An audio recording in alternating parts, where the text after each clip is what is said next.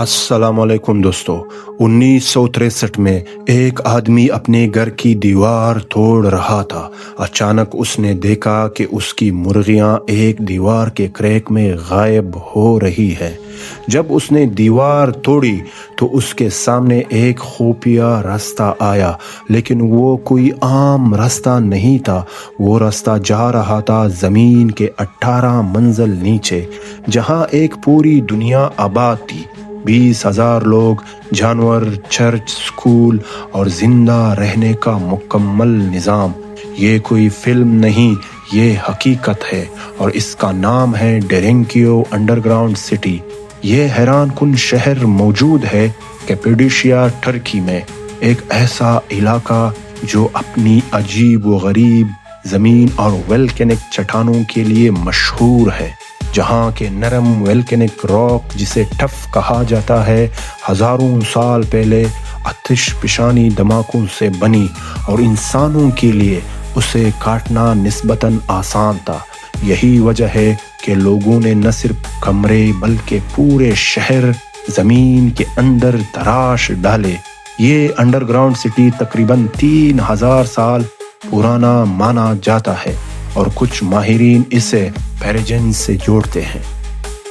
18 منزلیں زمین کے نیچے، 85 میٹر گہرائی، ہزاروں لوگوں کی گنجائش یہاں موجود تھا۔ رہنے کے کمرے، کھانے کے بڑے ذخیرے، جانوروں کے استبل، چرچ، سکول، حتیٰ کہ وائنریز بھی، جہاں انگور سے شراب بنائی جاتی تھی۔ سب سے حیران کن چیز اس کا وینٹیلیشن سسٹم تھا، جس میں 50 سے زائد گہرے وینٹیلیشن شیفٹس تھے، جو نیچے تک تازہ ہوا پہنچاتے تھے، اور انہی شیفٹس کو پانی کے کنوؤں کے طور پر بھی استعمال کیا جاتا تھا، تاکہ باہر سے کوئی دشمن پانی میں زہر نہ ملا سکے۔ اس کے علاوہ شہر کے خفیہ کمیونیکیشن واچ اور ہولز بھی پوائنٹس بھی بنائے گئے تھے، جہاں اوپر کی دنیا کی نگرانی کی جا سکتی تھی۔ کچھ حصوں میں کمیونل کچنز اور بڑے ہالز بھی موجود تھے، جہاں لوگ اکٹھا رہتے اور فیصلہ کرتے۔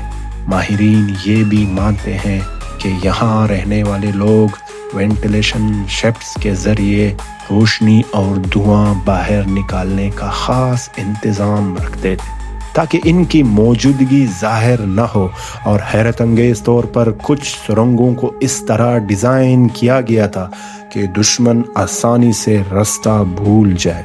یہ صرف ایک شہر نہیں بلکہ ایک مکمل فورٹریس تھا۔ تنگ سرنگیں جہاں صرف ایک آدمی گزر سکتا تھا، اور کہیں جگہوں پر بڑے گول پتھر کے دروازے لگے تھے، جنہیں اندر سے بند کر کے پورا راستہ سیل کیا جا سکتا تھا، جبکہ ہڈن اسکیپ روٹس بھی موجود تھے۔